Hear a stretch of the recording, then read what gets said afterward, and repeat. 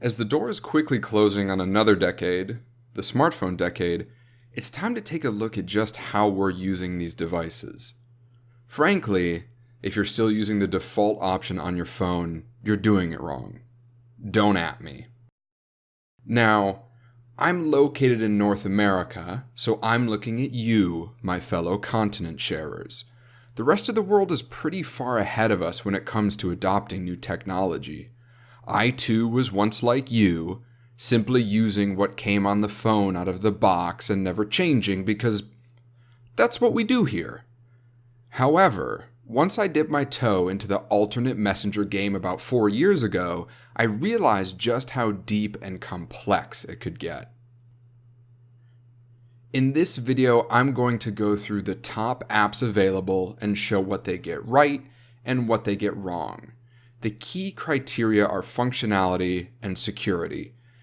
To me, the best messenger strikes a balance of both, where I can sleep at night knowing Big Brother isn't sliding into my DMs, while also being able to send GIFs and files and have group chats, all the things we've come to expect in modern communication.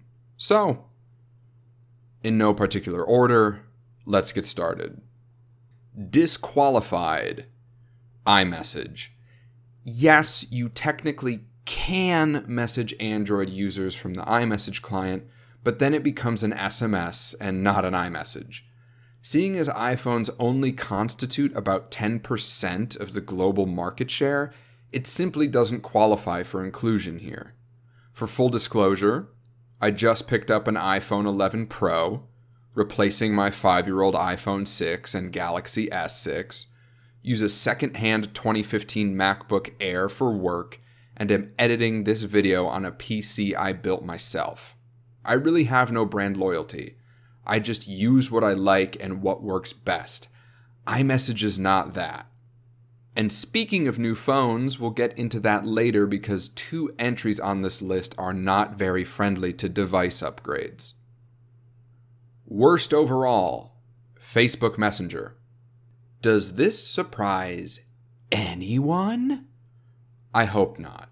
If Facebook Messenger is your default means of communication and you aren't in a nursing home, I sure hope you have a good reason for it. The world has definitely started looking for lifeboats to exit the Zucker ship in the past couple years, and although many people are still stuck in their blue and white prison via Instagram, Facebook as a platform is only going to go down from here. I mean, when's the last time you met someone and they said, "Oh yeah, you can add me on Facebook"? 2013, maybe? We should do this again sometime. Oh, for sure, send me a Facebook message. Nah. Dishonorable mention. WhatsApp from Facebook. Disappointed. That's the word I most closely associate with WhatsApp. One of the first in the space, gathered a huge user base that is now over 1.5 billion strong. It was actually the first non-default messenger I ever used. But they've done nothing with it.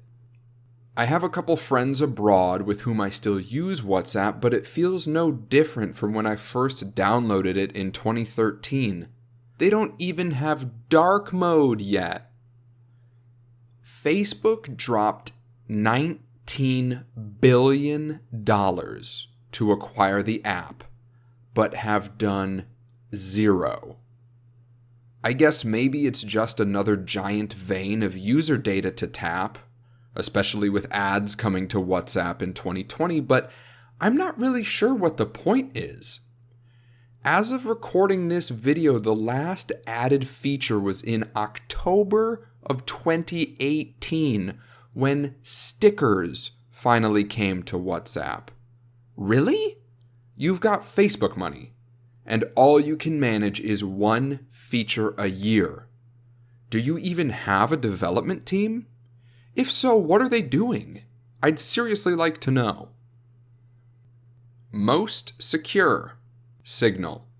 Signal has been shown to have the best encryption protocol. It's now the industry standard. used by other messengers, so hats off to them for completely nailing the security side of things. If you're looking to simply send messages with near complete certainty that nobody other than you and your recipients will be able to see them, Signal's for you. That comes at a price though, and that price is functionality. About the only big win feature on Signal is that it has dark mode. So if you're looking for a messenger for socializing and not just, buying drugs, Signal is not going to cut it. Okay, so I'd finished editing the video and realized that I went a little too hard on our old pal Signal here. A huge bonus for Signal and WhatsApp is that they have video calling. That personally is a lowest on the totem pole feature for me because I can't be bothered to hold my phone in front of my face for minutes at a time, and I don't like how I look on video calls. But if being able to look at your significant other or kids or grandkids is a key feature for you, you'll therefore have to pick one of the two. Without a doubt, Signal is the better choice there. It has effectively the same feature set as WhatsApp, only missing stickers, really, and WhatsApp stickers are garbage anyway. Now back to your regularly scheduled programming. Best overall, Telegram. 2019 has been Telegram's year, period, with over 10 major updates to its flagship apps shipped so far this year. No one has come close to the feature set pushed out by the Telegram devs, most of which can't be found anywhere else. Silent messages, scheduled messages, shareable custom themes, animated stickers, animated emoji, find people nearby. The list goes on. Telegram has been critiqued, mostly by the crypto security crowd, over its encryption protocol and lack of app-wide end-to-end encryption. But Telegram's been going for 6 years now without major leaks. They do in fact have a unique protocol, rather than borrowing Signal's as most apps have done, but MT Proto appears completely uncrackable. A bit of an X factor for Telegram is that they aren't a business. They make no revenue, have no shareholders, no big corporate presence that can be compromised, which definitely can't be said for the Facebook or Apple monoliths.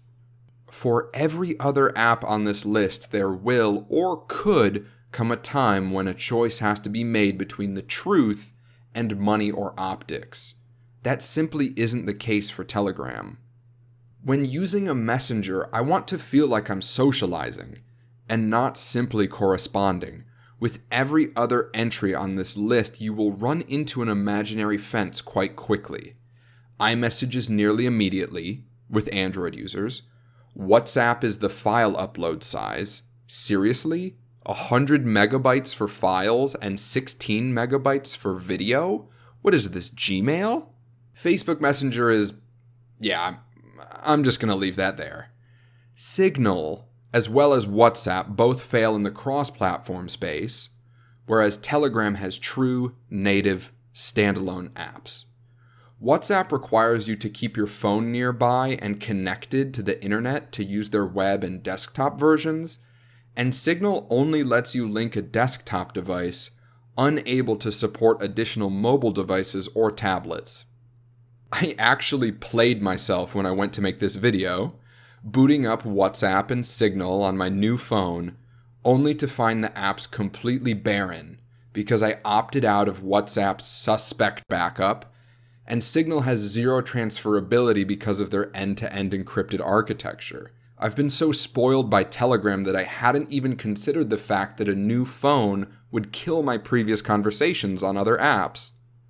With Telegram, it's easy. Everything other than their secret chats, which are the end-to-end encrypted chats, are synced with their cloud servers, so you pick up any device, log in, and everything's there. No other app can touch Telegram's customization options and breadth of chat capabilities. Not even close. The only dig is not being end-to-end encrypted everywhere, which is a technical limitation for said features. That's why Signal has its cross-platform limits, and why both WhatsApp and Signal are limited when it comes to maximum group size. The only concession that is made when using Telegram is trusting that they won't sell your data off, which every other mass market messenger is already doing, or put in a backdoor, which it looks like is already coming even to the end-to-end encrypted WhatsApp and likely any other secure messenger with a centralized presence in the West. Telegram actually doesn't have to comply with such legislation because both the company and its decryption keys are interjurisdictional. As such, they can't be strong-armed into compliance. And as far as trust goes, I'd take the guys who gave Putin the finger and went into self-imposed exile over Captain Cambridge Analytica any day.